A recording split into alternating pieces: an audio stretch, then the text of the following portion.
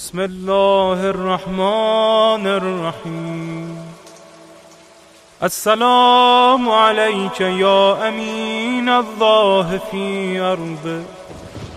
وحجته على عباده. السلام عليك يا أمير المؤمنين، أشهد أنك جاهدت في الله حق جهاده وعملت بكتابه واتبعت سنن نبيه صلى الله عليه وآله حتى دعاك الله إلى جواره فقبضك إليه باختياره والزم أعداءك الحجة مع ما لك من الحجج البالغة على جميع خلقه. اللهم فاجعل نفسي مطمئنة بقدرك راضية بقضائك مولعة بذكرك ودعائك محبة لصفة أوليائك محبوبة في أرضك وسمائك صابرة على نزول بلائك شاكرة لفضائل نعمائك ذاكرة لثواب غالائك مشتاقة إلى فرحة لقائك متزودة التقوى ليوم جزائك مستنة بسنن أوليائك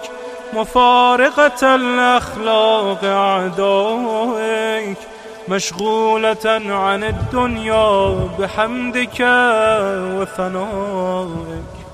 اللهم إن قلوب المخبتين إليك والها وسبل الراغبين إليك شارعا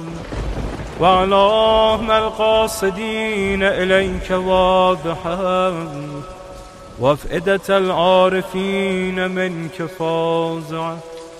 وأصوات الداعين إليك صاعدا وأبواب الإجابة لهم مفتحة ودعوة من ناجاك مستجابة وتوبة من أناب إليك مقبولة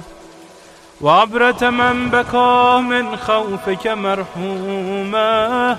والإغاثة لمن استغاث بك موجودة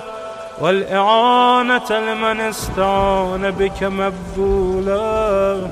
وعداتك لعبادك منجزة وزلل من استقالك مغالة وأعمال العاملين لديك محفوظة وارزاقك إلى الخلائق من لدنك نازلة وعوائد المزيد إليهم واصلة وذنوب المستغفرين مغفورة وحوائج خلقك عندك مغفية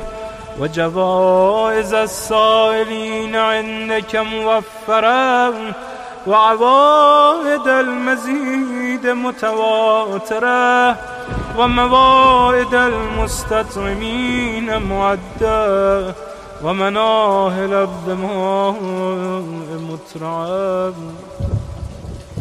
اللهم فاستجب دعائي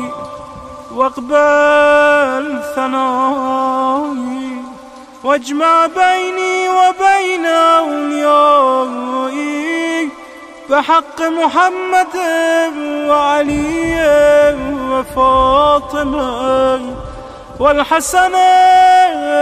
والحسين إنك ولي نعمائي ومنتهى منى